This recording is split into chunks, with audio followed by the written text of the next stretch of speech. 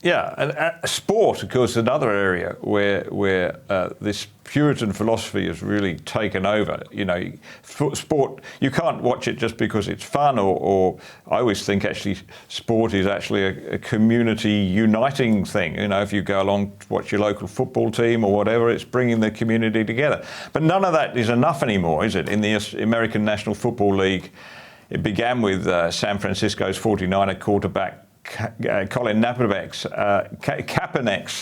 2016 knee protest, and that's now become standard, right?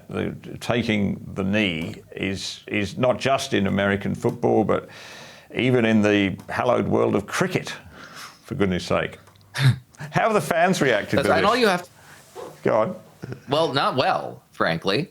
But you wouldn't know that from hearing sports commentators, from ESPN to the people who call the games on major networks.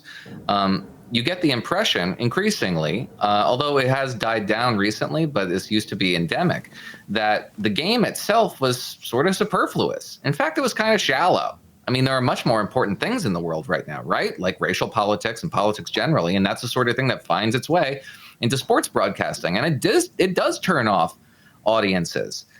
This appears a small digression. My book is organized by virtues, unimpeachable virtues like charity and prudence and austerity, and all these things that denote a life well lived, a moral, noble life. They have been taken to extremes, and that's what I try to focus on. And the sports, when I talk about sports, it's in the chapter on austerity. And there's no accident that the chapter on austerity features both athletics and fashion.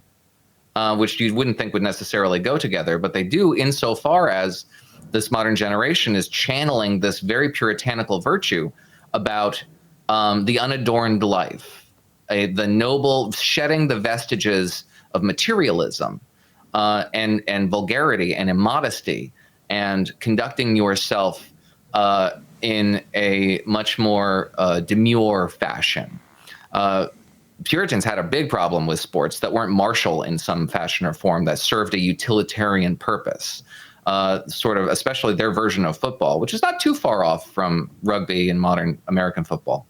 That they saw that as pride before God, as really a kind of a gauche display of physical prowess in ways that were not sinful necessarily, but certainly immodest. And it denoted something that you should be ashamed of. And it was policed. Likewise, there were sumptuary laws in early America. And there are today prescriptions on the sort of fashions that you can wear, unless you find yourself that you have accidents of birth that allow you to wear this sort of thing. There's policing of Hispanic women who are non-Hispanic women who wear hoop earrings. This is a fashion that is reserved explicitly and exclusively for Latin American women. And if you are to violate that, then you are violating an unspoken code of conduct. And frankly, you can see sumptuary laws, not necessarily laws, but sumptuary codes of conduct in the forms in which moral merch takes. Moral merch is this idea that brands, fashion brands, are basically selling your politics back to you. They say, we believe in this, or this has a political slogan on it, or just the company itself donates to the right causes. And that conveys your appreciation for the cause. You are expected to literally wear your politics on your sleeve. That used to be a phrase that described really shallow and trite politics. Today, it's how you're supposed to navigate life.